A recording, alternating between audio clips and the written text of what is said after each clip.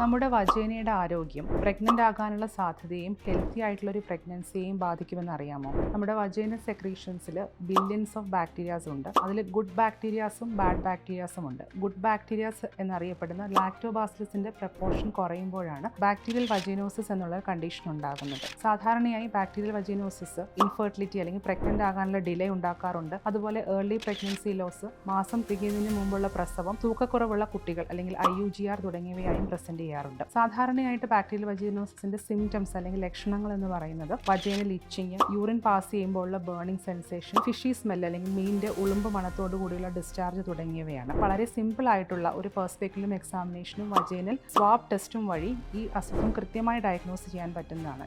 ഇങ്ങനെയുള്ള സിംറ്റംസ് ഉള്ളവർ ഒരു ഗൈനക്കോളജിസ്റ്റിനെ സമീപിക്കുകയും വളരെ സിമ്പിൾ ആയിട്ടുള്ള ഒരു പെർസ്പെക്റ്റിലും എക്സാമിനേഷനും വജൈനൽ സ്മിയർ കൾച്ചറും വഴി ഈ അസുഖം കൃത്യമായി ഡയഗ്നോസ് ചെയ്യാൻ പറ്റുന്നതാണ്. ബാക്ടീരിയൽ വജൈനോസിസ് ഡയഗ്നോസ് ചെയ്യുന്നവർ ഡോക്ടർ നിർദ്ദേശിക്കുന്നതിനനുസരിച്ചുള്ള ആന്റിബയോട്ടിക് തെറാപ്പിയും അതുപോലെ പ്രീ ആൻഡ് പ്രോബയോട്ടിക് ട്രീറ്റ്മെന്റും കൃത്യമായി എടുക്കേണ്ടതാണ്. പുതിയ പഠനങ്ങൾ സൂചിപ്പിക്കുന്നത് ബാക്ടീരിയൽ വജൈനോസിസ് ഉള്ള സ്ത്രീകളുടെ പുരുഷന്മാർക്കും ട്രീറ്റ്മെന്റ് നൽകുന്നതിലൂടെ ബാക്ടീരിയൽ വജൈനോസിസ് വീണ്ടും വരുന്നത് അല്ലെങ്കിൽ റിക്കറൻസ് ഇഫക്റ്റീവായി പ്രിവെന്റ് ചെയ്യാൻ പറ്റുമെന്നാണ്.